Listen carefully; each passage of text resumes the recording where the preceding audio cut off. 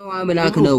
ይሄንን ነው ደቂቃ ይያዝል ኢብራሂም ደቂቃ ይያዝልና እኔም እቀጥላለሁ እሱም ይቀጥላል። አነስ ደቂቃ ያዝላቸው። እሺ አነስ አላህ እሺ ቆይ እንደው ከፍቼ ምናምን ሊያዝላችሁ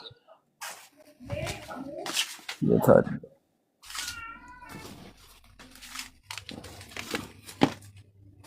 ስንት ይሆንላችሁ? ሁለት ይበቃችኋል? ባኬን ፎርስ ባኬን ፎርስ ነው እናወራው። አራት ደቂቃ አድርግል። አራት እንደዛ ከሚራዘም አንድ ሰው እያወራ በሁለት ደቂቃ ይቀያየርላችኋል። ተራ በተራ ማለት ነው። አንድ ሰው እሺ ይኸው እውነተኛው ጀምር። ኦኬ የሃይማኖት ጸሎት ላይ ላምጣለት በቃል ያልኩት ቃል በቃል የሆነ ስህተት ሲኖረው ስለሚችል ይኸውልህ እንደዚህ ይላል። ሁሉን የፈጠረ አንድ አምላክ በሚሆን በእግዚአብሔር አብ እናምናለን። ባይብሉ አብን አንድ አምላክ እንደሚለው ሁሉ የሃይማኖት ጸሎትም አብን አንድ አምላክ አለው። ተመልከት። ስለዚህ አብ አንድ አምላክ ስለተባለ ሁለቱ አምላኮች ወልድና መንፈስ ቅዱስ የሉም ማለት አይደለም። ምክንያቱም ወልድም አንድ ጌታ በሚሆን በኢየሱስ ክርስቶስ እናምናለን ይላል። ቀጥሎ ሁለት ጌታ አገኘክ። ልቀጥል። ሰማይና ምድርን የፈጠረ የሚታየውን የማይታየውን ዓለም ሳይፈጠር ከእርሱ ጋር በነበረ አንድ የአብ ልጅ በሚሆን በአንድ ጌታ አንድ ጌታ ይለዋል ኢየሱስን ራሱ። ልክ እንደ ባይብሉ ሁለተኛ ጌታ ወይም ሁለተኛ አምላክ አገኘ ማለት ነው። በኢየሱስ ክርስቶስ እናምናለን። ከብርሃን የተገኘ ብርሃን ከእውነተኛ አምላክ የተገኘ እውነተኛ አምላክ ነው። ሁለት አምላክ አገኘ። የተወለደ እንጂ ያልተፈጠረ ነው። በባህሪው ከአብ ጋር የሚተካከል ሁሉ በእርሱ የሆነ በባህሪው ከአብ ጋር የሚተካከል ተመልከት፣ የሚስተካከል እንጂ ሁለት አምላክ ያልሆነ ማለት አይደለም። በስልጣን ትክክል ናቸው፣ እኩል ናቸው፣ በስልጣን አንድ ናቸው ማለት ሁለት ባለስልጣን ማለት ባለስልጣኖች የሉም እያለ አይደለም። የሚነግርህ የሃይማኖት ጸሎቱ ይሄን በስልጣን የተካከሉ እኩል የሆኑ ሁለት አምላኮች አሉ። አንደኛው አብ ይባላል፣ ሁለተኛው ወልድ ይባላል ነው የሚለው። ኦኬ መቀጠል ትችላለህ። ስፔስ። እሺ አመሰግናለሁ። ደቂቃ መጀመር ትችላለህ እንባል። እሺ እንግዲህ ራስ ባነሳው ነጥብ ላይ እንሂድበት። ምንድነው ያልክ? ሰማይና ምድርን በፈጠረ በአንድ ጌታ በኢየሱስ ክርስቶስ እናምናለን ከሚል ውዳሴ ማርያም ላይ ይዘመተህ እሺ ሰማይና ምድርን የፈጠረው ማን ነው የሚል መጀመሪያ ላይ ይደስተ ማለት ነው። መጀመሪያ እግዚአብሔር ሰማይና ምድርን ፈጠረ፣ ምድርን ባዶ ነበረች አይደል የሚለው። ስለዚህ በዚህ ተለያዩ ማለት ነው ወይም ሶስት አምላክ ናቸው ማለት ሰማይና ምድር ፈጠረ ነው የሚል። ስለዚህ አንድ አምላክ ናቸው ማለት ነው። ለምሳሌ አሁን ዮሐንስ ወንጌል ምዕራፍ 1 ከቁጥር 1 ላይ ምን ይላል? መጀመሪያ ቃል ነበር፣ ቃልም በእግዚአብሔር ዘንድ ነበር፣ ቃልም እግዚአብሔር ነበር። ቃል የእግዚአብሔር ቃሉና እሱ ይለያያሉ ማለት ነው? አይለያዩም። አንድ አምላክ ናቸው። ሁሉ በእርሱ ሆነ ብለኛል ራስህ ቁጥር 3 ላይ ሁሉ በአካል አይለያዩ ነው እያልከኝ። አረ እና ላብራራ ነው ልመጣልን በአካል የተለያዩ ሲጀመር ሶስት ናቸው ስንል ማለት ነው ፈጣሪን ቁጥር አይገድበውም። ይሄንን ማመን አለብህ። አንድ ነው ስንል ማለት ነው ባህሪውን ነው እንጂ እንትኑን አይደለም። አንተ ግን ምንድነው አሁን ለምሳሌ ትንቢተ ኢሳይያስ ምዕራፍ 48 ከቁጥር 3 ወራ 13 ይመስለኛል ነው የእግዚአብሔር መንፈስ ይላል። መንፈሱና እግዚአብሔር ይለያያሉ ማለት ነው። ለዚህ መልስ ፈልጋለሁ። ሁለተኛ ደግሞ ቃሉና የእግዚአብሔር ቃሉና እሱ የእግዚአብሔር ቃልና እሱ ይለያያሉ ማለት ነው። ሲጀመር ራሱ እግዚአብሔር ነው በስጋ ለብሶ የመጣው። ቁጥር 14 የሚለው ምን ይላል መሰለ? ቃል ስጋ ሆነ። ስለዚህ ከዚህ ላይ አንድነታቸውን ይገልጻል። እሺ ዮሐንስ ወንጌል ምዕራፍ 10 ከቁጥር 30 ላይ ምን ብሏል? እኔና አብ አንድ ነን። ከዚህ ላይ አንድነታቸውን እየገለጸ ነው። አንተ ግን የተለያዩ ናቸው፣ በአካል የተለያዩ ናቸው። እስኪ አሁን አንተን አንድ ጥያቄ ልጠይቅ። አንተ ማታ እራትን የበላኸው እንጀራ ማለት እራትን የበላኸው ምግብ እስኪ ለዚህ እስኪ ምላሽ ስጠኝ ወንድማችን፣ ለዚህ ምላሽ ስጠኝ። እራትን የበላኸው ምግብ እራት ነው እንጂ የበላው ምግብ አልበላህም ማለት በልቻለሁ እንጂ። አየህ ሁለት እንትን አረካቸው። አንተም እንደዚህ አይነት ነገር እያመጣ ከዚህ ለሰዎች የተለያየ እንትን ሁሉ በእርሱ ሆነ። በማን? በክርስቶስ በስጋ ተገልጦ በመጣው አምላካችን ሁሉ በእርሱ ነው ይሆን። ይሄን ማመን አለ። ቢያንሳት አምስት ጀምር አንተ ክርስቲያን አይደለህም። ሰማይና ምድርን በፈጠረ በእሱ በአንድ ጌታ በኢየሱስ ክርስቶስ እናምናለን በሚለው ርዕስ ስለመጣ ማለት ነው እኮ። አሁን አንተ እኮ ሶስት አካል መኖሩን እኮ ነው እየካድክ ያለው ነው። እኔ አልካድኩም። እሱ ባህሪያ ነው ሶስት አካል አድምጠኝ። ስፔስ ቆይ አይደለም የምር እውነተኛውም ትመቸኛለህ። አሁን አልዋሽህም። ደስ የሚለው ሶሎሞን አትግባ፣ በተራ ትገባለህ። ስፔስን ልጠይቀው። አሁን እያወራሁልህ ያለሁትኝ አብ ወልድም ከአብ እኩል የሆነ ሌላኛው አምላክ ነው እያልኩ ያለሁት። አንተ ወልድ የሚባል አምላክ የለም ነው እያልክ ያለው እሱ ማለት ነው። ኦኬ እሺ፣ ልመልስ። ቆይ በመጀመሪያ እግዚአብሔር ሰማይና ምድርን ፈጠረ ነው ፈጠሩት ነው የሚለው? ኦኬ አሃ ፈጠረ ስለሚል ሰሎሞን ሚት አድርጉት እስቲ። ምን ሆነ ነው ሶሎሞን ማነው? ስፔስ ማለት ስፔስ እግዚአብሔር ሰማይና ምድርን ፈጠረ ሲል በአካል አንድ ነው እያለህ ነው? እንደዛ ነው የምታምነው? እኔ እኮ ጠየቅኩ። ራት ነው ምግብ ነው የበላው ብዬ ስጠይቅ የተለያዩ አካል ሲልኮ ማለት ነው። የተለያዩ አሁን እኔ የምጠይቀን ማለት እሱ ባህሪያቸው ነው። ኧረ ጉድ! እኔን እግዚአብሔር ሰማይና ምድርን ፈጠረ ሲል ስላሴ ሶስቱ ዓለምን አልፈጠሩ ማለት ነው? ወንድማችን ሶስት ናቸው ስንል የተለያዩ አካል ናቸው ስንል የተለያዩ ሆነው አይደለም። የተለያዩ አይደሉም። በመጀመሪያ የተለያዩ አካል አይደሉም። በመለኮት አንድ ናቸው። የተለያዩ አንተ በስላሴ አንድ ሶስት ናቸው ማለት በስልጣን ነው አይደለ? ኧረ ጉድ! አንተ ስላሴ በሚለው ሐሳብ ከሄድክ እስኪ በመለኮት አንድ ናቸው አይደሉም እኮ። በመለኮት ማለት እኮ በአምላክነት በስልጣን በባህሪ ማለት ነው አይደለ? እሺ ለምንድን ነው መጀመሪያ ቃል ነበር፣ ቃልም በእግዚአብሔር ዘንድ ነበር፣ ቃልም እግዚአብሔር ነበር። እግዚአብሔር ናቸው አይልም፣ እግዚአብሔር ነበር ነው የሚለው። እግዚአብሔር እና ድሮስ ታዲያ ወልድን እግዚአብሔር ናቸው እንዲል ትፈልጋለህ? ወልድ አንድ እኮ ነው። ወልድ አንተ በስላሴ ሐሳብ እየመጣ ስለሆነ ላስረዳ እየሞከርኩ ነው። አይለያዩም ሲጀመር ሰማይና ምድርን የፈጠረው አንድ ነው። አሁን ቃል የተባለው ወልድ ነው አይደለ? ወልድን ናቸው እንዲል ትፈልጋለህ እንዴ? ወንድማችን እናንተ እኮ የተለያዩ አካል ናቸው እያልከኝ ስለሆነ ናቸው አንተ ናቸው እኔ ደግሞ ነው የተለያዩ አካል አይደሉም። አስተካክል እና የተለያዩ ቆይ እስኪ አንተ ፈጣሪም በቁጥር መወሰን እንችላለን ብለህ ነው የምታስበው? እና በሶስት አካሎች የሉ? በቁጥር እየሄድክ ከሆነ አንተ ሂሳብ እሺ፣ አንድ ሲባዛ አንድ ቢሆንስ? ሶስት አካል የለም ወይ ያልተጠየቅኩህ? ምን ትመልሳለህ? እስኪ ቆይ አንተ በካልኩሌሽን እየመጣ ሶስት አካል ስትል በመደመር ስለሄድክልኝ ነው። እኔ እስኪ በማባዛት ልንጣል። በመደመር አንድ ሲባዛ አንድ ሲደመር ወልድ ሲደመር መንፈስ ቅዱስ ሲደመር ሶስት። እሺ ደግሞ እስኪ አባዛት ስላሴ የምትለው እኮ ሶስቱ ማለት ነው። አካል ተደምሮ እኮ ነው ሶስት የሆነው። ኧረ ጉድ! እሺ አንድ እስኪ አባዛቸው እስኪ አንድ ሲባዛ አንድ ስንት ይሆናል? በዚህ የተለየ ደግሞ መጣ። ባዶ ነህ። ዝም በል ሲጀምር። ሌላ ኢብራሂም እኔ እናንተ መቀጠል እንችላለን። እኔ የሚገባው ጉዳይ አይደለም። ኦኬ ከበደ ከሱ ጋር እሺ። ሌላ ሰው ኧረ ሲጀምር መደመር እና ተደምሮ መስሎኝ አብ ሲደመር ወልድ ሲደመር መንፈስ ቅዱስ እኩል ሆነ ስላሴ ሶስቱ ማለት ነው። እስኪ አባዛቸው ነው። ሰለሞን ጋር ቀጥለው በቃ ስፔስ። ኦኬ ሰለሞን ቀጥለው። ሰለሞን ቀጥል።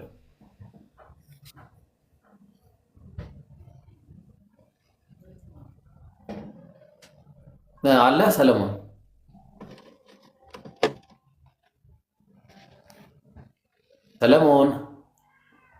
የለም ማለት ነው። እሺ ሜርሲ ትቀጥያለሽ። ሜርሲ ቀጥይ። በቃ አንቺ ሜርሲ ትቀጥያለሽ።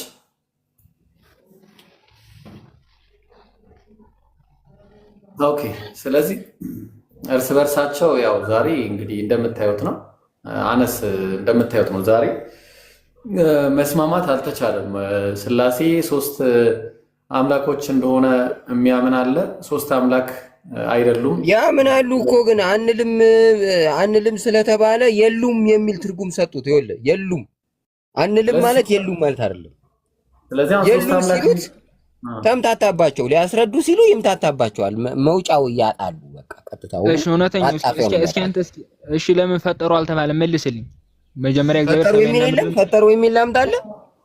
ፈጠረ እስኪ ፈጠረ መጀመሪያው ላይ እስኪ መጀመሪያ እግዚአብሔር ሰማይና ምድር ፈጠረ ነው ፈጠሩ ነው የሚል የመጀመሪያው ላይ ፈጠረ ይለዋል። ለምን አንድ አምላክ ሶስቱ አምላኮች አንድ አምላክ ስለሆኑ ፈጠረ ይለዋል። እንደገና እያንዳንዳቸው ደግሞ አምላክ መሆናቸው ሊያስረዳክ ሰውን በመልካችን እንደ ምሳሌያችን እንፍጠር አሉ ይላል። ስለዚህ ሶስት ፈጣሪዎች አሉ። ይሄንን ክደት እኮ ነው የማስተልክ። አንተ ኦርቶዶክስ አይደለህም።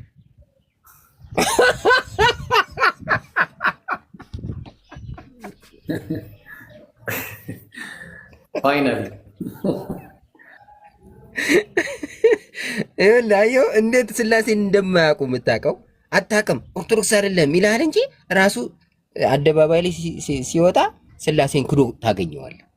እንፍጠር ያሉት ሶስት ፈጣሪዎች ስላሉ አይደለም እንዴ?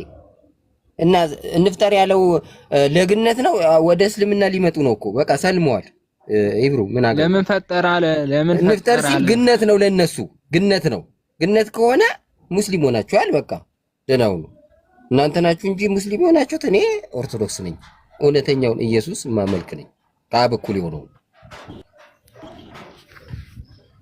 ስለዚህ ዛሬ የተረዳነው ነገር ሶስት አምላክን የምታመልክ ቤተክርስቲያን ኦርቶዶክስ ቤተክርስቲያን እንዳለች እና አይደለም። አረሱ የሱ ወንድማችን ይብራሂም የሱ አመለካከት ለምን አንድ ከሱ እሺ እንፍጠር ማለት ምን ማለት ነው? ከሱ ጫለ ያለ ሰው አለ። እስኪ ያለ ሰው አለ።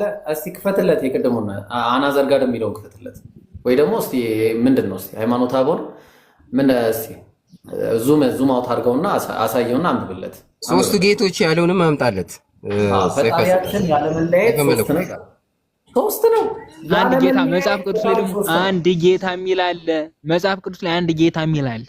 ቆይ ብራዘር ያለመለየት አንዴ እዚህ ጋር ይታያል። ሃይማኖት አቦ ፈጣሪያችን ያለመለያየት ሶስት ነው ይላል። ስንት ነው? እስቲ በትልቁ አድርገው። ትልቁ ላይ እኮ ነው። አይ እንዲህ ሰፋ አድርገው እስቲ። ያው በቃ እኮ ግልጽ እኮ ነው። ያለመለያየት ሶስት ትሪ ፈጣሪ ሶስት ነው እያለ ነው። ሶስት ከሱ ላይ እኮ ሶስት ነው ሲል ኧረ በመድኃኒዓለም ልንግባባ አልቻልንም። ሲጀምር ቀላል ነው። ሶስት ሲል የተገለጡበትን ለመግለጽ ነው እንጂ ሌላ አይደለም። እሺ እዛ ጋር ዘፍጥረት 1:26 ላይ እግዚአብሔር ማለት ሰውን በመልካችን እንደ ምሳሌያችን እንፍጠር አለ አይደለ? እንፍጠር። ማንና ማን ናቸው እንፍጠር ያሉት?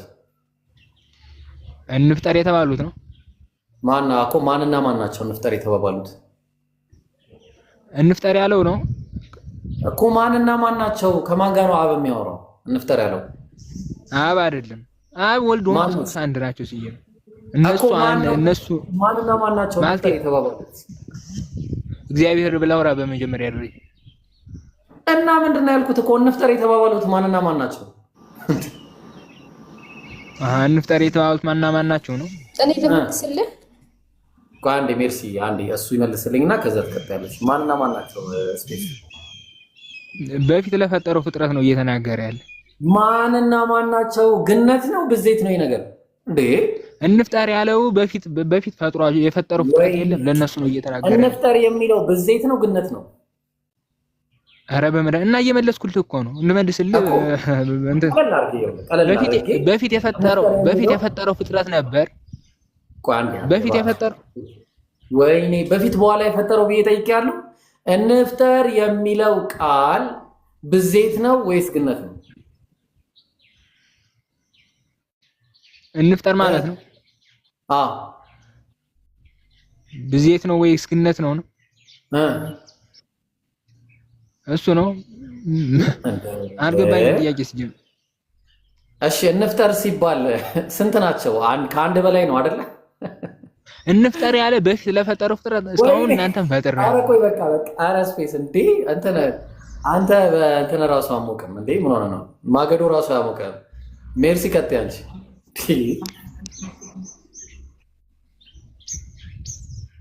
እሺ በስፔስ ቦታ ሲል ከአንድ በላይ እንዳለ ያስታውቃል። ነገር ግን መንፈሱን ነው እንፍጠር ሲል መንፈሱንና ወልድን ነው። ቆይ አንዴ ገባኝ። ስለዚህ አሁን ሶስት ፈጣሪዎች እንዳሉ ነው አይደል የሚያሳየው አይደል? ሶስት ፈጣሪ የለም፣ አንድ ፈጣሪ አንድ ጌታ ነው ያለው እኮ። እንፍጠር የሚሉት ስንት ናቸው? ምን ሊያደርጉ ነው እንፍጠር የሚሉት? መንፈስ ቅዱስን በሶስት አካላት ታምንም ሜርሲ በኦርቶዶክስ በሶስት አካል ታምኛለሽ? ጠይቃት እስቲ መጀመሪያ። ቆይ አንዴ ሶስትማ ነው ብላለች። ቆይ ሜርሲ ሶስቱ እንፍጠር እያሉ ነው ወይስ አይደለም? እዚህ ጋር ታዲያ ስንት ነው እንፍጠር የሚለው? ሶስት ነው እኮ እያሉ ነው። እንፍጠር እያለ ነው እግዚአብሔር። እንፍጠር እያለ ነው። ሶስቱ ሳይሆኑ አንድ ነው የፈጠረው። ሶስት አይደሉም የፈጠሩት። አዎ፣ ግን ይኸውልህ እግዚአብሔር ሲፈጥር ማለት ነው በእጁ በምናምን አይደለም የፈጠረው፣ በቃሉ ነው አይደል የፈጠረው? አላልኩኝም፣ እንደዛ አላልኩኝም። ሶስት አልፈጠሩም፣ ግን አንድ ብቻ ነው የፈጠረው። መርሲ አንዴ ልመልስለት። ከእውነተኛው ጋር ማውርተን ስለነበር ሶስቱን የፈጠሩት አምጎልዱ ሶስቱ ብቻ ናቸው፣ አንዱ ብቻ ነው የፈጠረው።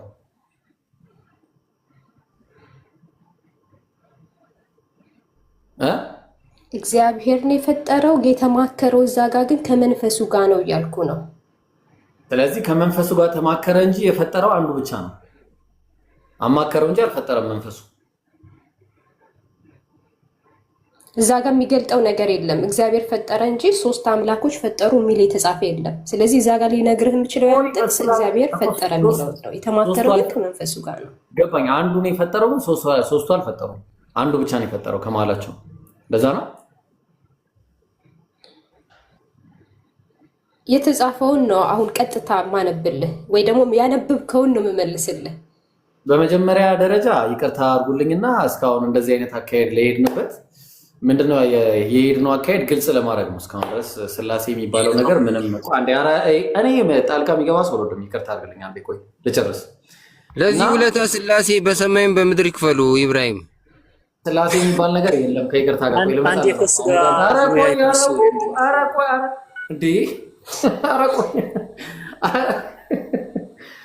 እና ምን መሰላችሁ ባይብል ላይ ስላሴ የሚባል ነገር እስካሁን ድረስ እኔ ፍለጋ ላይ ነበርኩኝ እና በቃ ባይብል ላይ ፈለግን አላገኘንም። በመጀመሪያ ደረጃ ማለት ነው። ተግባባን። ስለዚህ አብ ወልድ መንፈስ ቅዱስ ኢብሮ አንድ ነገር ልበልክ።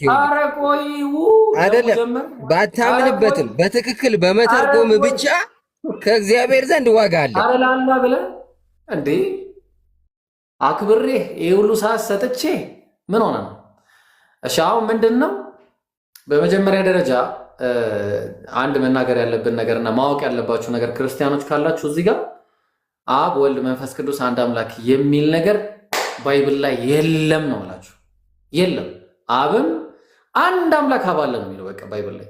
ይሄንን መሞገት እችላለሁ የሚል ክርስቲያን ካለ፣ ከዛ በተረፈ ኢየሱስን የሚያመልክ ካለ ፍጡር ነው የሚያመልከው። ትረስት ሚ ፍጡር ነው እያመለካችሁ ያላችሁ። እውነተኛውም ሁን የገባችሁ ሌሎችም ክርስቲያኖች ሆኑ ማናችሁም ሁን ፍጡር ነው የምታመልኩት። ስለዚህ አሁን ዛሬ 5 ሚሊዮን ገብቷል። ኤኒ ፐርሰን ቻሌንጅ ሊያደርገን የሚችል ስላሴ ባይብል ላይ አለ የሚል አንድ ሰው ካለ መቀጠል ይችላል። ይኸው ቀጥሉ። እሺ ጎልዱ መቀጠል ይችላል። ኦኬ እሺ። ከእውነተኛ ጋር አውርተን ነበር። ይሄ ስልክ በነገራችን ላይ የወንድሜ ነውና ቢሃምብል በሚለው አካውንት ተወያይቼ ረትቼ ነበር አይደለ? አሁን ከሱ ጋር ቀጥልና ብዙ ጊዜ ስለማይፈጅ ነው ወንድሜ። አንዴ ብዙ ጊዜ ማይፈጅም ረትቼውም ያንን ለመወያየት ከሆነ ችግር የለውም። ለመወያየት ከሆነ ጊዜ ስጠንና በየ2 ደቂቃ ብዙም አንቆይም። ተወያዩ፣ ችግር የለውም። ያው እና ትልቁ ላይ እና ኧረ ችግር የለውም። ያው ኤኒ ፐርሰን እሱን ቻሌንጅ ማድረግ የሚችል ካለ ያው ቀጥሉ። ኦኬ አውቄ ያለው እውነትን የተናገርከው ሁለታችን ተወያይተናል። ሪከርዱም አለ እኔ ቤት። ትክክል ነው። አሁን ብታሰማንም ደስ ይለኛል። ያው ረትቼም ስለነበር ማለት ነው። በጣም ረጅም ነው። የአንድ ሰዓት የ2 ሰዓት። ኦኬ እሺ፣ አንዴ ሰዓት ተሰጥቶኛል። አንዴ ቆይ አንዴ ቀጥል። በቃ ቀጥል። ኦኬ እሺ። ምን መሰለ፣ በመጀመሪያ ይሄ የወንድሜ እንትን ነው ፕሮፋይል ነው ቢሃምብል በሚል ነው የኔ እንትን ማለት ነው። ከዛ ሲቀጥል አንድም ሶስትም ብላ ኦርቶዶክስ ስትል አንተ የፈታኸውና ኦርቶዶክስ የፈታቸው የተለያየ ነው። አንድም ሶስትም ስትል አንድ የሚሆነው በአምላክነት ነው። ሶስት የሚሆኑት በአምላክነት ሳይሆን በአካል ነው። ሌላ ነገር የለውም ማለት ነው። ይህንን የኦርቶዶክስ ነው። አሁን ትክክለኛው የትን ነው? የኦርቶዶክስን ነው ወይንስ ያንተ? ሌላ ጉዳይ ነው። ግን ኦርቶዶክስ የምትለው ይህንን ነው። አንድ ስትል በአምላክነቱ ነው። ሶስት ስትል ደግሞ በመለኮቱ ነው ማለት ነው። አይሚን በአካሉ ነው ማለት ነው። አንድ ስትል በአምላክነቱ፣ ሶስት ስትል ደግሞ በአካሉ ማለት ነው። ይህንን ነው የሚገልጸው ኦርቶዶክስ ማለት ነው። ከዛ በማስረጃ ማየትም እንችላለን። አንድ አምላክ እንጂ ሶስት አምላክ አይባልም ተብሎ ቃል በቃል የተጻፈም አለ ማለት ነው። የኦርቶዶክስ አስተምህሮ አባቶችም ይናገራሉ ማለት ነው። እና እነዚህ ጥቅሶች ሶስት ጌቶች ተብለው በሰይፈ ሥላሴ ሲጻፍም ይህንንም ለምን ማለት እንደሆነ በሌላ ምዕራፍ ሳይሆን በሌላ መጽሐፍም ሳይሆን እዛ ምዕራፍ ራሱም ይገልጸዋል። በማስረጃም ልናይ እንችላለን። የሰይፈ ሥላሴ ቅድም ስታወራ ነበር አይደለ? እሱ ራሱ በዛ ምዕራፍ ላይ ተጽፏል ለምን እንደሆነ ማለት ነው። ስለዚህ ከምን አንጻር ነው ሶስት ጌቶች የተባሉ የሚለውን አሁን እናያለን ማለት ነው። በጣም ቀላል ነው። ስለዚህ አንተ ቀጥልና ከዛ ሁሉንም ማስረጃዎች አሁን አናዘር ጋድ የሚለውንና ሁሉንም በእያንዳንዱ እንትን እንለዋለን ማለት ነው፣ እንፈተዋለን። ቴንክ ዩ። ኦኬ። አዎ በጣም ጥሩ። አሁን በአምላክነት ነው አንድ ያሏቸው ያልከው ትክክል ነው። በአምላክነት አንድ ያሏቸው ምን ማለት ነው የሚለው ትርጉም ላይ ግን ፌል አድርጋችኋል። በአምላክነት አንድ ናቸው ማለት የአብ አምላክነት ከወልድ አምላክነት አይበልጥም አያንስም፣ የወልድም አምላክነት ከመንፈስ ቅዱስ አይበልጥም አያንስም። ሶስቱ አምላኮች የአምላክነት ስልጣናቸው እኩል ነው ማለት ነው እንጂ ሶስት አምላኮች የሉም የሚል ትርጉም የለውም። ስልጣናቸው እኩል ነው። አብም የመፍጠር ስልጣን አለው፣ ወልድም የመፍጠር ስልጣን አለው፣ መንፈስ ቅዱስም የመፍጠር ሁሉን የማድረግ ስልጣን አለው የሚል ትርጉም ነው እንጂ ያለው ሶስት አምላኮች የሉም የሚል ትርጉም የለውም። በስልጣን አንድ ናቸው ማለት ነው። በስልጣን እኩል ናቸው የሚል ትርጉም ነው ያለው። ስለዚህ እዚህ ጋር ትርጓሜ ላይ የተሳሳታችሁት። እንደገና ሶስት አምላክ አንልም የምትለው ቤተክርስቲያንም ሶስቱ አምላኮች ስልጣናቸው አንድ ስለሆነ በአንድ የአምላክ ልብ ስለሚያስቡ አንድ አምላክ እንላቸዋለን። ለምሳሌ በተራ ሰው እንኳን ብትሄድ ሶስት ሰዎች አንድ አይምሮ ቢኖራቸው የትም ቦታ ሄደው የሚያስቡት ሶስቱም ሰዎች አንድን ነገር ነው። ስለዚህ ሶስት ሰዎች አሉ እንላለን እንጂ አንድ ሰው በላቸው ማለት ያቅታል? ሶስት አካል ይኑር፣ ሶስት ሰዎች ይኑሩ እንጂ የሚያስቡት፣ የሚሰሩት፣ የሚናገሩት አንድ ነው። እንደዚህ ማለት እኮ ነው። በቃ ሥላሴም ሶስት አካል ይኑራቸው እንጂ ሶስት አይምሮ የላቸውም። በአብ ልብነት ያስባሉ። የአብ ልብነት ለራሱ ብቻ አይደለም፣ ወልድና መንፈስ ቅዱስም ያስቡበታል። ስለዚህ አንድ አይምሮ አለ አለክ። አንድ የአምላክ አይምሮ ካለ አብ ወልድን በስልጣን ሊበልጠው አይችልም ነው። በስልጣን አንድ ናቸው ማለት ወልድም መንፈስ ቅዱስን ሊበልጠው አይችልም። በስልጣን አንድ ናቸው ማለት ይሄ ነው እንጂ ሌላ እናንተስ ሶስት ባለስልጣኖች የሉም የሚል ትርጉም የለም። ሶስት ባለስልጣኖች አሉ፣ ስልጣናቸው ግን የተካከለ ነው ማለት ነው። በስልጣን አንድ ናቸው ማለት። ስለዚህ ያ ትርጓሜ ላይ ነው ዘተታዩ። ኦኬ ተስማማችሁ? አይ ሁለት እኮ እሱ ሲናገር ስጠብቀው ነበርና እና 2 ደቂቃ ስጠኝና እሱም እንትን ይላል ማለት ነው። እዚህ በኋላ ይህን ዕድል ተጠቅማችሁ ባኪን ፎርድ። ኦኬ እሺ፣ ምን አለ መሰለህ፣ አሁን በኩነትም ታምናለህ። ዋናው ነገር እሱ ነው፣ ልብ ቃል ሕይወት የሚለውን ነገር ማለት ነው። አሁን ምን አለ መሰለህ፣ ለምሳሌ እኔ 2 አካል ለምሳሌ ስጋና ነፍስ አለኝ፣ ግን እኔ 2 አይደለሁም። ገብቶሃል አይደለ? 2 አካል ስላለኝ 2 አይደለሁም ማለት ነው። እና ደግሞ በሶስት ሰዎች የመሰልከው ነገር እሱ ለምሳሌ 3 ሰዎች ማለት ነው ተስማምተው ሊኖሩ ይችላሉ በኖርማል ማለት ነው። ነገር ግን ሶስታቸው የተለያዩ ናቸው። በአካል ብቻ ሳይሆን የራሳቸው ነው የሚያስቡት ማለት ነው። ገብቶሃል አይደለ? በፈጣሪ ላይ ግን እንደዚህ አይደለም። 3 አማልክት ተስማምተው የሚኖሩ እያልን አይደለም እኛ ማለት ነው። እኛ እያለ ነው ምንድነው? አንድ አምላክ አለ። ያ አንዱ አምላክ ነው 3 አካል ያለው። ማን ነው? ያ አንዱ አምላክ ማለት ነው። እርሱ ራሱ ነው 3 አካል ያለው። ስለዚህ ሌላ ነገር የለውም ማለት ነው። ከዛ ደግሞ እነዚህ ሶስቱ ያ አንዱ አምላክ እንዴት 3 ልትለው ትችላለህ ነው። እነዚህ ሶስቱ አምላክ የምንላቸው 3 የተለያየ አምላክን እየጠራን ሳይሆን ያ የፈጣሪ አምላክ ኃያል ስለሆነ ነው። ለምሳሌ አብ የእግዚአብሔር አካል ነው። ወልድም የእግዚአብሔር አካል ነው፣ መንፈስ ቅዱስም የእግዚአብሔር አካል ነው። ስለዚህ ነው የእግዚአብሔር አካል ስለሆነ ነው እግዚአብሔር የሚባለው እንጂ ሌላ የተለየ ከእግዚአብሔር የተለየ ሌላ ሁለተኛ እግዚአብሔር እየጠራን አይደለም። የራሱ አካል ነው እግዚአብሔር እያልን ያለ ነው። ለምሳሌ አንድ ሰው እኮ ሁለት አካል አድርጎ ለምሳሌ ለአንድ ሰው ፈጣሪ ሁሉን ቻይ ነውና ሁለት አካል አድርጎ ሊፈጥረው ይችላል። ለምሳሌ ተመስገን የሚባል ማለት ነው ሁለት አካል አድርጎ ሊፈጥረው ይችላል። አንዱ ተመስገን ሽሬ፣ አንዱ ተመስገን ደግሞ አዲስ አበባ ካደረገው አዲስ አበባ ያለውን ምንድነው የምትለው? ተመስገን ብለህ ነው የምትጠራው። ሽሬ ያለውን ተመስገን ብለህ ነው የምትጠራው። ግን ያ እሱ ራሱ አንድ ተመስገን ነው፣ ሁለት አካል ስላለው ነው እንጂ ማለት ነው። ወደ ፈጣሪ ስንመጣ ያ አንዱ አምላክ ነው፣ ሶስት አካል ስላለው ነው እንጂ አንዱ አምላክ ነው፣ ራሱ አንዱ አምላክ ማለት ነው። ከዛም አለው ሶስት አካል አለው ማለት ነው። ስለዚህ ሌላ የተለየ አምላክን የለም ከጌታ ውጪ ማለት ነው። ሌላ የተለየ አምላክ የለም። ስለዚህ ጌታ አንድ ነው፣ ሶስት አካል አለው ማለት ነው። ከዛ ደግሞ በጥቅስም ብናይም ደስ ይለኛል እና ሰይፈ ስላሴ ያነሳኸውን ብናየው በዛ ምዕራፉ ራሱም ይፈተዋል። አንድ አምላክ ብቻ እንዳለ ሶስት አምላክም የለም የሚልም ቃል በቃል አለ ሰይፈ ስላሴ ላይ ማለት ነው። እሺ ቀጥልና እውነተኛው ከዛ ባኬን ፎርስ ታደርጋላችሁ። እውነተኛ ስላሴ የትኛው እንደሆነ እናያለን ማለት ነው። ቀጥል። ሶስት አምላክ የሚለው ነው ወይስ አንድ አምላክ የሚለው ነው? እሺ ቀጥል። እውነተኛው ኢየሱስ እውነተኛው ታርጊያለሁ። ይቅርታ ታርጊ ነበር። ሶስት ሰዎችን የመሰልኩበትን ፖይንት አንተ ሚስ ሪፕሬዘንት አድርጋል። አሁን በኖርማል ስንሄድ ሶስት ሰዎች ሶስት አይምሮ ነው ያላቸው። ሶስት የተለያየ አይምሮዎች አሉ በሶስት ሰዎች ውስጥ። ስለዚህ የተለያየ ነገር ነው የሚያስቡት። በስላሴ ዘንድ ግን ሶስት የተለያየ አይምሮ የለም። በአብ አይምሮነት ያስባሉ። ስለዚህ አንድ አይምሮ ነው ያለው ነው። ስለዚህ ወደ ሰው ስትመስለው ይሄንን ሶስት ሰዎችን ብታስቀምጥና የአንዱ አይምሮ ሁለቱም ውስጥ ካለ ሶስቱም ሰዎች የትም ሂዱ የትም አንድን ነገር ነው የሚያስቡት። ያ ማለት ነው ምሳሌውን ያመጣሁት ይሄ ነው የሚመስለው ምሳሌም ይሄ ነው ትክክለኛው ምሳሌ። ስለዚህ ሶስቱ ሰዎች የተለያየ ቦታ ብታስቀምጣቸው ከዛ የሆነ ፍርድ ስጥልኝ ብትለው አንዱን ሁለቱ ከሚፈርዱት ፍርድ ልዩነት አይፈርድልህም። ለምን? አይምሯቸው አንድ ነው፣ የሚያስቡት አንድ ነው።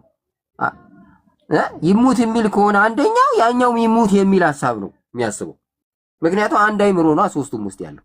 በስላሴም ዘንድ እንደዚህ ስለሆነ ነው አንድ አምላክ የምትላቸው። እንደገና በስልጣን አንድ ናቸው የምትለው ከዚህ የተነሳ ነው።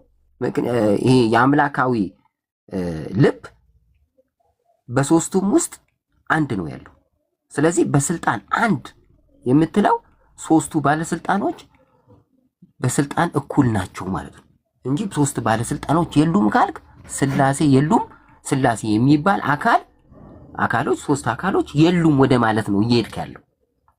ሶስት አምላክ አንልም የሚለው ቃል ሶስት አምላኮች የሚል የሉም የሚል ትርጉም የለው።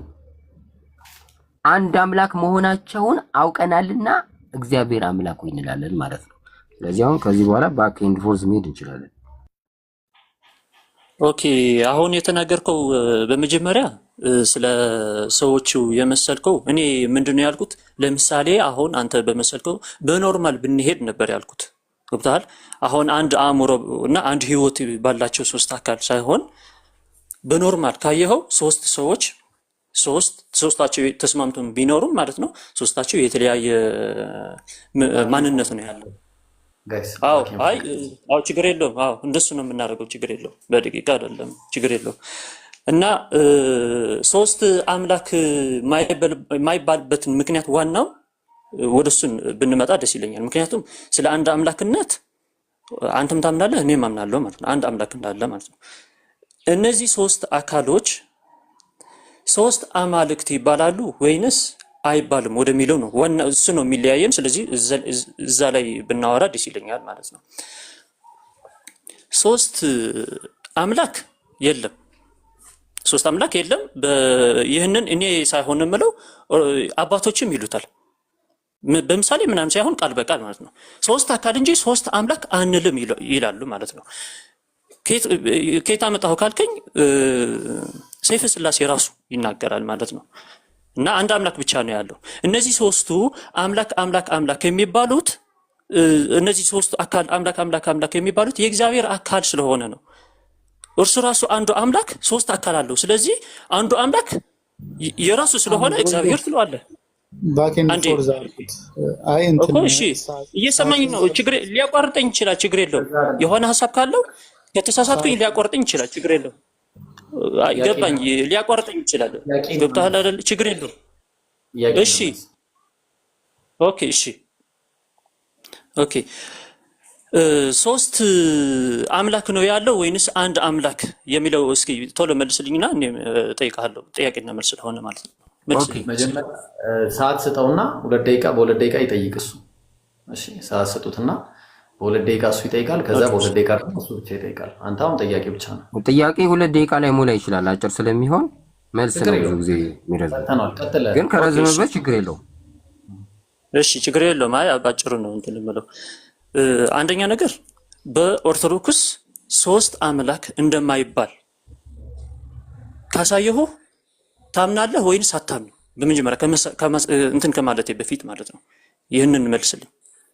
ሶስት አምላክ አይባልም ብለው አንልም የሚለው ትርጉም እኔ የሚረዳው አንተ የሉም በሚለው ትርጉም አይደለም የሚረዳው። የሉም በሚለው ከተረዳው ምንድነው የሚሆነው? ስላሴ የሉም የሚል ትርጉም ነው የሚሰጠው። ስለዚህ በዛ አልረዳው። እናንተ እንደፈለጋችሁ ማለት ትችላላችሁ። ስላሴ አሉ፣ ሶስቱ አምላኮች አሉ። ግን ሶስት አምላክ አንልም ምን ማለት ነው? አንድ አምላክ ተብሎ ይመለካሉ። ስለሚመለኩ አምላካችን እግዚአብሔር ሆይ ብለን እናመልካለን ማለት ነው ትርጉሙ። ሶስት አምላክ አንልም ማለት ነው። እሺ እሺ። በመጀመሪያ ወንድሜ ይቅርታ ማለት አለብህ ለነሱ ከዚህ ካንተ ጋር ሲወያዩ ለነበሩት ማለት ነው። ምክንያቱም ሶስት አምላክ አንልም እንደሚሉ አሁን ነው ያመንከው አባቶች ማለት ነው። ሶስት አምላክ አንልም አንድ አምላክ ብቻ ነው ምንለው እንደሚሉ አሁን ነው ያመንከው ማለት ነው። ስለዚህ ስትከራከራቸው ነበር።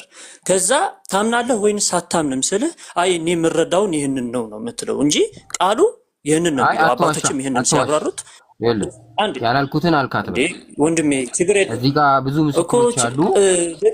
አሁን ደጋግሜ ነግሬሃለሁ። አንተ አሁን ነው የመጣኸው። ቆይ ወንድሜ፣ ሶስት አምላክ አንልም ማለት ሶስት አምላኮች የሉም የሚል ትርጉም የለውም። ኢብራሂም ለምንድን ነው አምላክነታቸውን ስላወቅ አንድ አምላክ እንላለን ማለት ነው እያልኩ ያለው። ስለዚህ ያላልኩትን አልካት በል፣ አትዋሽ። እሺ እሺ፣ መልስልኝ። እሺ ጨምርልኝ። ኦኬ፣ አትዋሽ። ይሄን አላልኩም። ሶስት አምላክ አንልም የተባለበት ምክንያት ሶስት አምላኮች ብቻ ነው ያሉት አንድ አምላክ የለም ብለህ ቁጭ እንዳትል ነው። ገባክ? ሶስት አምላኮች አሉ አንድ አምላክ ግን አይደሉም ብለህ እንዳትደመድም፣ አንድ አምላክነታቸውን እንዳትረሳ። ሶስት አምላኮች ቢሆኑም በስልጣን እኩል ናቸው። በስልጣን አንድ ናቸው ማለት በስልጣን እኩል ናቸው ማለት ነው። በስልጣን እኩል ለምን ሆኑ? ሶስት አምላክ አይደለም ስለሌላቸው። አንተ ጥያቄ መጠየቅ እስከምትፈልግ ድረስ አልከለክልም። ተጨመረልኝ ግን እሱ ነው የሚያወራው። እሺ እየመለስኩልህ ነው እኮ መልስ እየመለስኩልህ አይደል እንዴ? አዳምጥ እንዴ። ያልተባለ አለ እያልክ ይቅርታ ጠይቅ ምናምን ትላለህ አንተ በትክክል ራስህ ሳታዳምጥ ማለት ነው። እሺ መልስ። እሺ መልስ እና እንትን እላለሁ። ችግር የለውም። ሶስት አምላኮች አንልም ያለችው ቤተክርስቲያን ትክክለኛ ትርጉሙ ሶስት አምላኮች አሉ ብለክ ቁጭ እንዳትል። ሶስቱ አምላኮች አንድ አምላክ መሆናቸውን ማወቅ አለብህ ነው። እንዴት ነው አንድ አምላክ የሆኑት? በስልጣን አንድ ስለሆኑ። ይኸውልህ በስልጣን በአገዛዝ በባህሪ አንድ ናቸው ተባልክ። አንድ ናቸው ምን ማለት ነው? በስልጣን አንዱ ከአንዱ አይበልጥም። ስለማይበላለጡ አንድ አምላክ ናቸው። አለመበላለጥ ብቻ አይደለም ያልተበላለጡት፣ በሶስቱ አካል ውስጥ አንድ የአምላክ ልብ ነው ያለው። አንድ የአምላክ ልብ ካለ አንድ አምላክ መሆናቸውን ልታስቀረው አትችልም። ስለዚህ አንድ አምላክነታቸውን እንዳትረሳ ነው ማለት ነው እንጂ አብ ስልጣን የለውም፣ ባለስልጣን አይደለም፣ ወልድ ባለስልጣን አይደለም፣ መንፈስ ቅዱስ ባለስልጣን አይደለም፣ ወይም አምላክ አይደለም የሚል ትርጉም የለውም ነው እያልኩ ያለው። ስለዚህ ያልኩትን በደንብ አዳምጥ። እሺ ጋይስ፣ ለማንኛውም ጥሩ ጊዜ ነበራችሁ ብዬ አስባለሁ። እሺ አሁን ምን እናደርጋለን ኦኬ። መሰለህ? አይ ስጨርስ ነበር ስጠብቀው ነበር። ኦኬ እሺ አይ እየሆነልኝ አይደለም እና አይደለም እኮ ደቂቃ ጨምራላችሁ ማለት ደቂቃ ጨምራላችሁ እኛ አይደለ? ከዛ ግን እሱ ነበር ሲያወራ የነበረውና ፈጠን በልሽ ቶሎ። አንዴ ልጅ እሺ ቴንክ ዩ እሺ አሁን የምንስማማው ነገር ምንድነው? ሶስቱ አካል አንድ አምላክ ነው የሚባሉት እንጂ ሶስት አምላክ አይባሉም ተብሎ እንደተጻፈ እሱም ያምናል እኔም አምናለሁ ማለት ነው። እነዚህ ሶስት አካል ሶስት አማልክት ይባላሉ ተብሎ በመጽሐፍ ቅዱስም ይሁን በሰይፈ ሥላሴም ይሁን በሌሎች የአባቶች አስተምሮ እነዚህ ሶስቱ አካል ሶስት አማልክት ናቸው ያለ አንድ አባት ካለ አምጣልኝ ማለት ነው። አንድ አምላክ ነው የሚባሉት እንጂ ሶስት አምላክ አይባሉም እንደተባለ አንተም ታምናለህ እኔም አምናለሁ። እነዚህ ሶስት አካሎች ሶስት አማልክት ናቸው ብሎ ያስተማረ ካለ ደግሞ ታመጣልኛለህ ማለት ነው።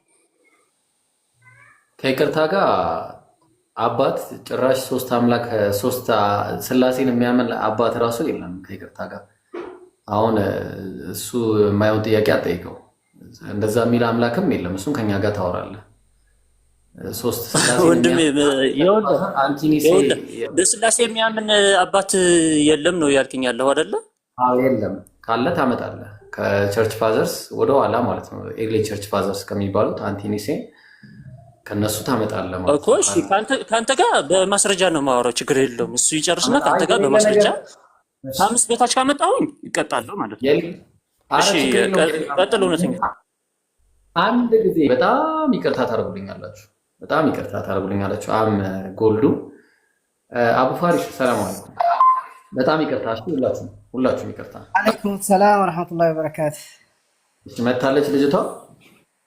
ያ እና ሞዴሬተር ስጠኝና ልሳባት ወይ ደግሞ ተጻፈ አንተና ሳባት አንተ ችግር የለውም አብሽር። አሁን ለመማር ዝግጁ ናት? ያ ችግር የላትም ትሰማለች ኢንሻአላህ። እሺ ለማንኛውም እንዲህ እናደርጋለን ማለት ነው። ኦኬ ማን ነው የወጣው? እሺ የታለች? ማን ነው ስሟ? ቁጥር አሳይ።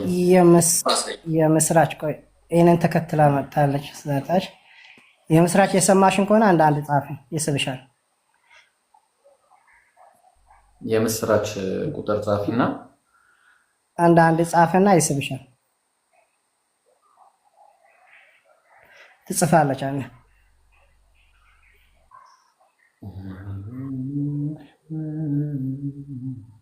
እንዴ? እንደዚህ አይነት የምስራች አለ እንዴ? ቻይንኛ አይደለችም።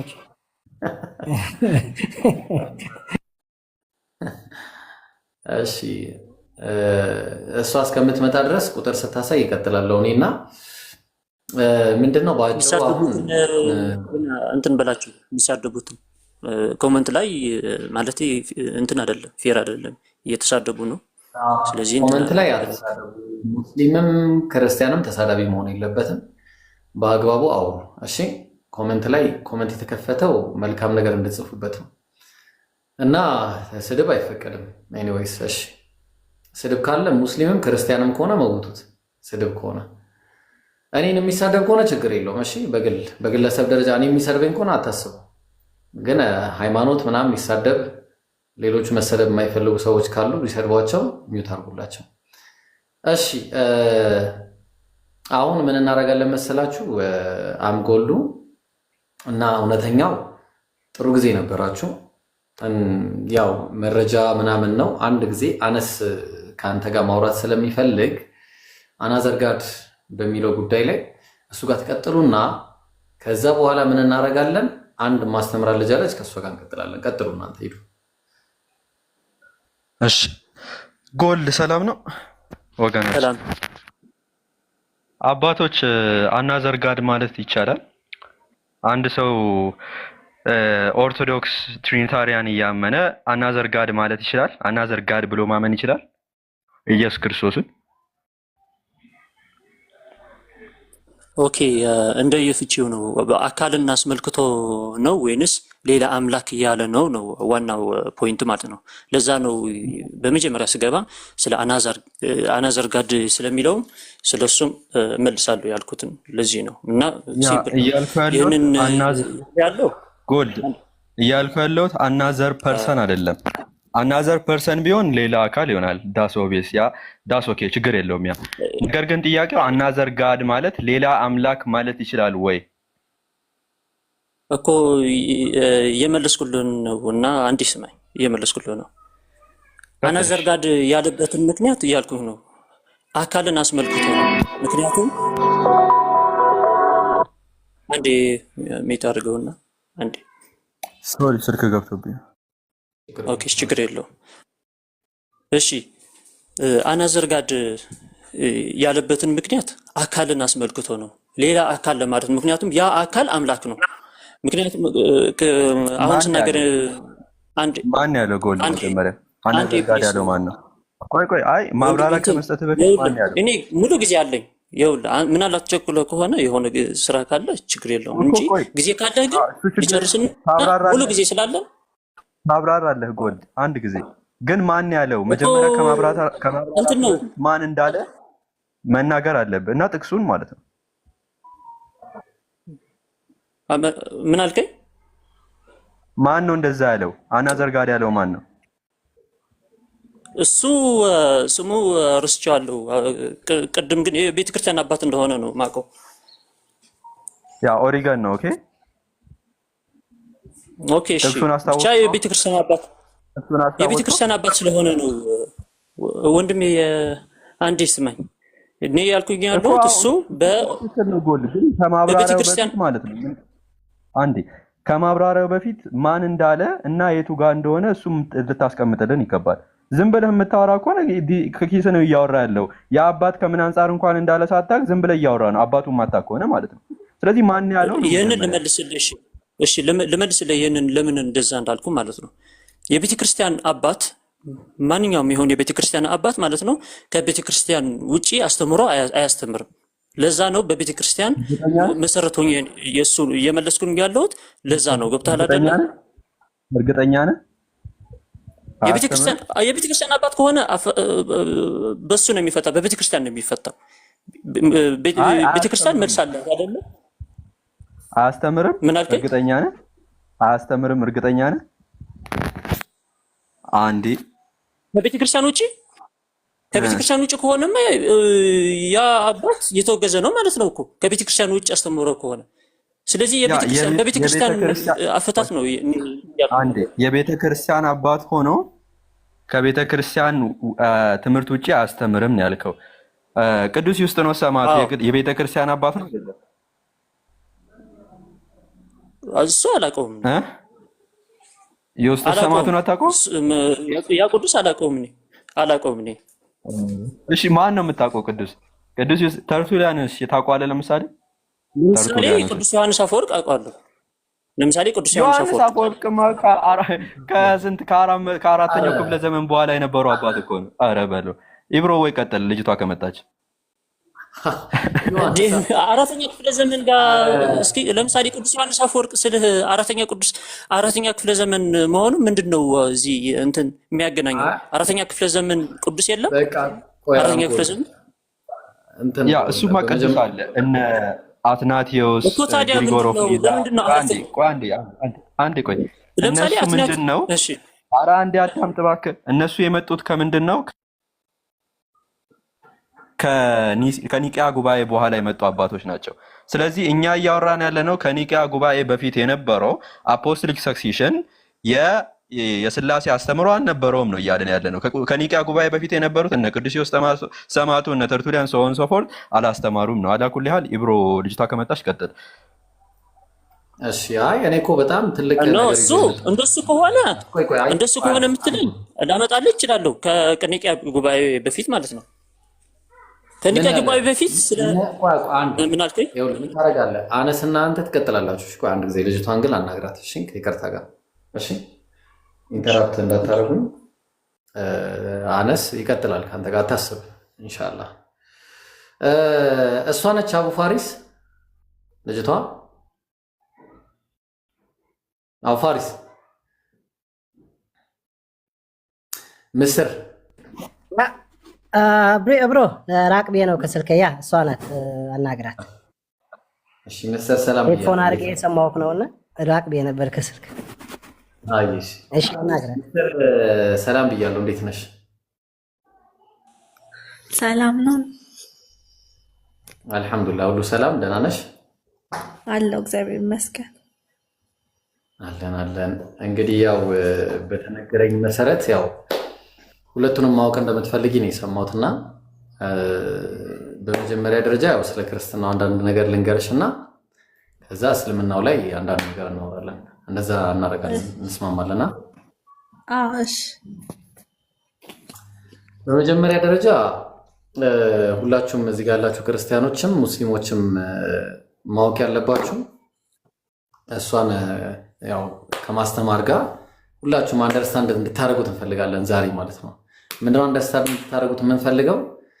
በክርስትና ማለትም ባይብል መሰረታዊ የሚባሉ ነገሮች 3 ነገሮች አሉ ማለት ነው። ዋና ዋና መሰረታዊ የሚባሉ የመጀመሪያው ምንድነው? መሰረቱ ዋናው መጽሐፉ ነው።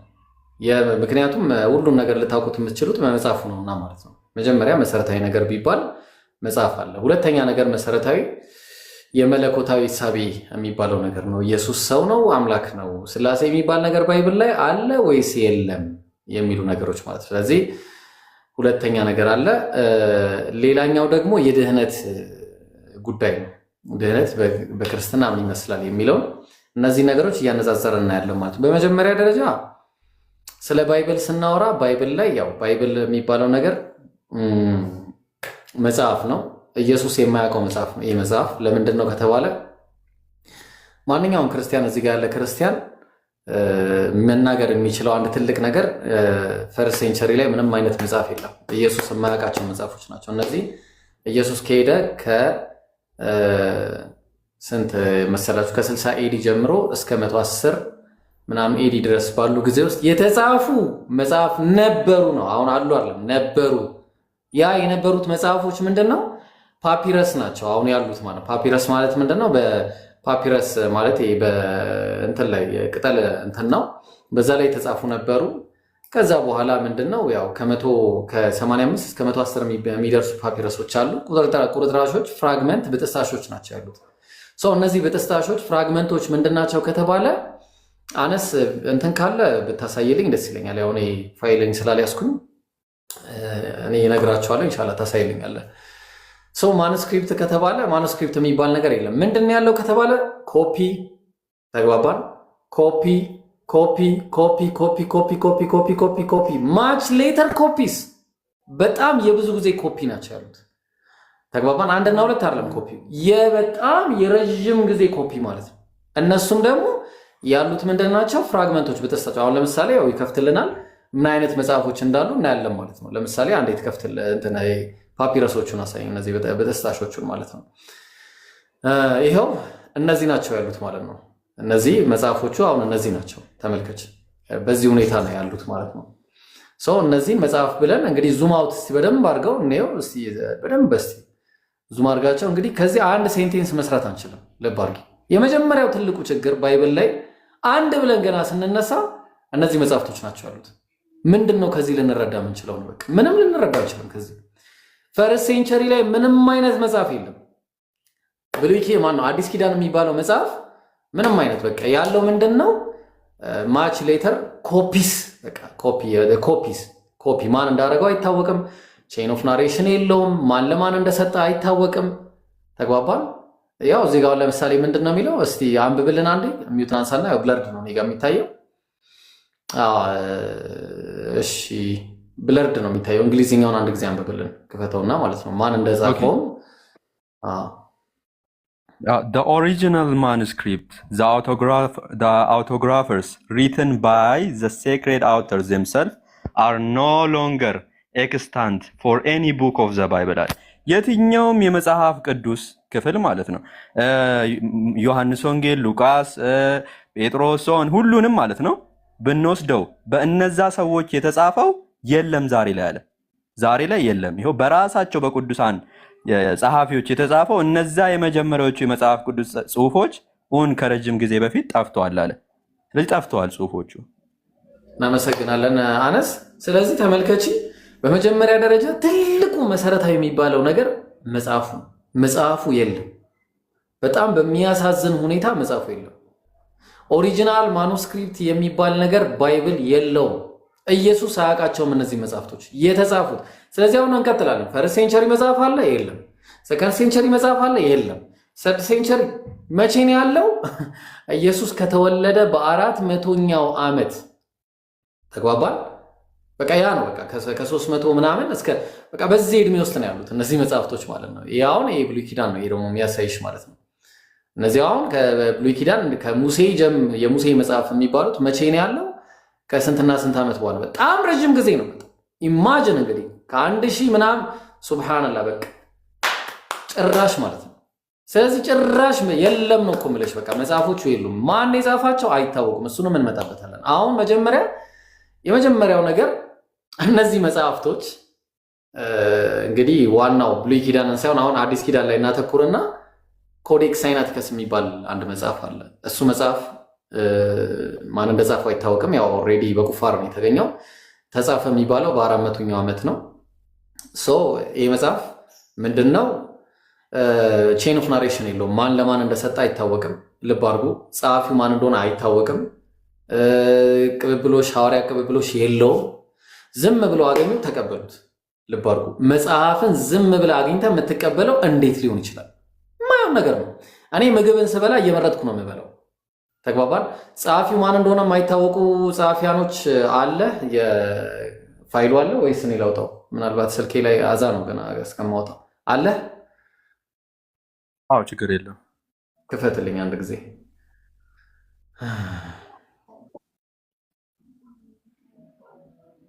የአዲስ ኪዳን ነው የብሉይ ኪዳን ምናምን እንዳለ በቃ አዲስ ኪዳን ብሉይ አንድ ላይ ያዘው ማለት ነው። አይታወቅም እንዳለ ማለት ነው። እኔ ታብሌቴ ታሽጎበታል።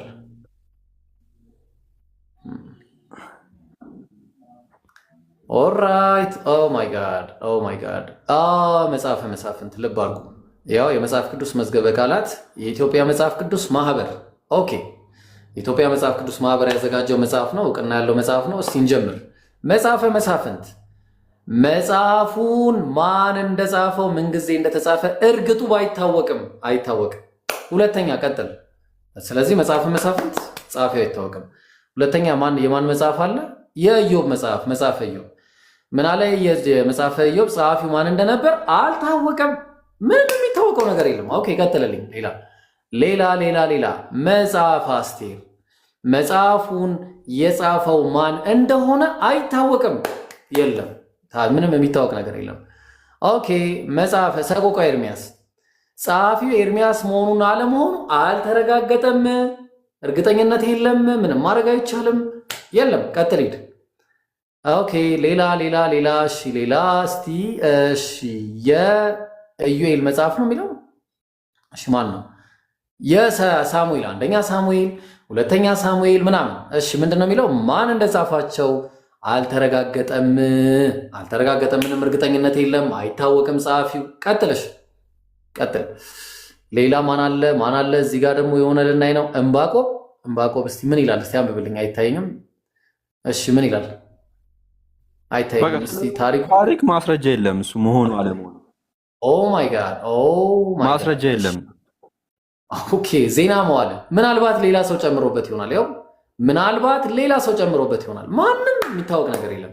እሺ ቀጥል። ሌላ እሺ ዕብራውያን ላይ ውሰደን። ፋይናሊ በቃ ይደክመናል እንደዚህ። ዕብራውያን ላይ ውሰደንና በቃ እሺ ነገስት አለ። እሺ ነገስት እሺ ይቀጥል። እሺ ችግር የለም። ዕብራውያን ላይ ውሰደንና አንድ ጊዜ የዕብራውያን ጸሐፊ ጀማዓው በደንብ አድርጋችሁ አዳምጡ። የዕብራውያን ጸሐፊ የአዲስ ኪዳን ጸሐፊያንም ተመሳሳይ ነው። አሁን ይደክመናል፣ ሁሉንም ማሳየት አንችልም በአንድ ጊዜ። ስለዚህ ምን እያለን ያስቀመጠው ተመልከቱ። ዕብራውያን መልእክት፣ ይህ መልእክት አለ። በመልእክቱ ውስጥ አንዳንድ ሰዎች ምናምን አለሽ። ኦኬ ምን አለሽ? ኦኬ አዎ መልእክቱ አለ። ይህ መልእክት በማን ማንነቱ አይታወቅም። ወንድ ይሁን ሴት፣ ትልቅ ይሁን ትንሽ፣ ምንም ሰው ይሁን አጋንንት፣ በማን ማንነቱ ማለት ነው። ከየት አገሩ ከየት እንደሆነ አይታወቅም። አካባቢው ራሱ ወዴት እንደተጻፈም አይታወቅም። በምን ጊዜው እንኳን አይታወቅም። ልባር በምን ምክንያት እንደተጻፈ አይታወቅም። ያ ጀማዓ እንዴት አድርጋችሁ ነው የምትቀበሉት?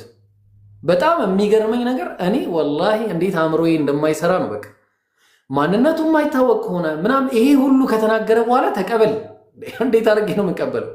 ወዴት ነው የምቀበለው? ይሄንን እንዴ ወዴት ነው የምቀበለው ጋይስ? ስለዚህ የመጀመሪያው ትልቁ ችግር ምንድን ነው? እንዳያችሁት በቃ መቼም ጸሐፊያኑ አይታወቁም። የባይብል ጸሐፊያን ተጓባ። የባይብል ጸሐፊያን ካልታወቁ ደግሞ የመጀመሪያው መሰረታዊ መናጋት ክርስትና ላይ የሚመጣ መሰረታዊ የክርስትና መናጋት የሚመጣው እዚህ ጋር አንድ በሉልኝ። ስለዚህ መጽሐፉ ካልታወቀ አንድ ጊዜ እሷን አስተያየት ልጠይቃትና ምስር መጽሐፉ ካልታወቀ እንዴት ነው እስቲ መጀመሪያ መሰረታዊ ነገር ስለሆነ ማለት ነው። እሺ አነስ ታነብልናለህ እዛው ላይ ያዘውና እስቲ አንዴ ልጠይቃት። ምስር አለሻ? አለ መጽሐፉ ጸሐፊው ካልታወቀ እንዴት ነው የመቀበል ነገሩ? እስቲ እዚህ ላይ ይህንን መጽሐፉ አይታወቅም ብሎ የጻፈው አካል ማን ነው? አዎ መጽሐፉን አይታወቅም ብሎ የጻፈው የማህበረ ቅዱሳን ማን ነው? ይቅርታ ማህበረ ቅዱሳን አልኩኝ። ምንድነው የመጽሐፍ ቅዱስ ማህበር ነው ያዘጋጀው። መጽሐፍ ቅዱስ ይህንን የሚያዘጋጁት ማለት ነው።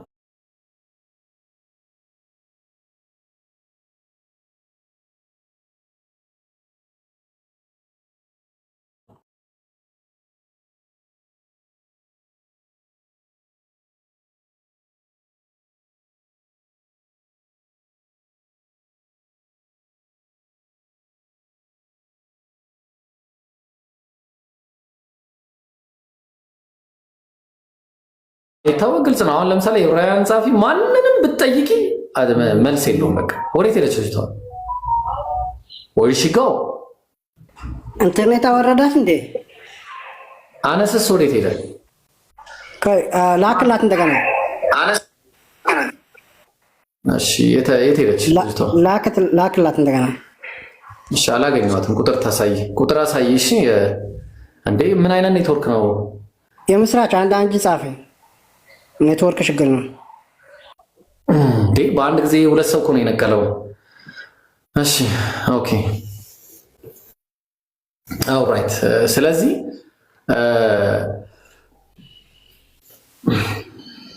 እሺ አንድ ጊዜ አነስ ከውጮቹ አሳየን። አንዴ ቆይ መጀመሪያ እንትን ውስጥ ከምንገባ ማለት ነው። ሁለቱንም አሳየንና ቅድም የኢትዮጵያውን አይተናል። አሁን ደግሞ የውጮቹን አነሳለህ አለው እየከፈትኩ ነው አንዴ። እሺ እና በቃ ልብ አድርጎሽ ከፈተሽ እዚህ ጋር የምትመለከቱት የዚህ መጽሐፍ ጸሐፊ ማን ነው? ባርት ዲ ኤርመን ስኮላር ማለት ነው። ቴክስቹዋል ክሪዝም ላይ በቃ አለ የሚባል ስኮላር እሱ ነው። እና ምን ብሎ ነው ያስቀመጠው? ስለ ወንጌላት ደግሞ ሲያስቀምጣል ዲስ ቡክስ ዘ ቡክስ ወር አለ ሪትን አናኒመስሊ ኤንድ ኤቪደንትሊ ኖት ባይ አይ ዊትነስ አለ በማይታወቁ ጸሐፊያን የተጻፈው አለ። የአይን እማኝ ባልሆኑ ጸሐፊያን። ማን ይህን የሚናገሩት? ምሁራን ማለት ነው። ዛሬ ላይ ያሉ ምሁራን፣ በዚህ ፊልድ ላይ ያጠኑ ምሁራን የወንጌላን ጸሐፊ አይታወቅም ብሎ ቃል በቃል ይናገራሉ። ቃል በቃል ይሄ አንድ ነው።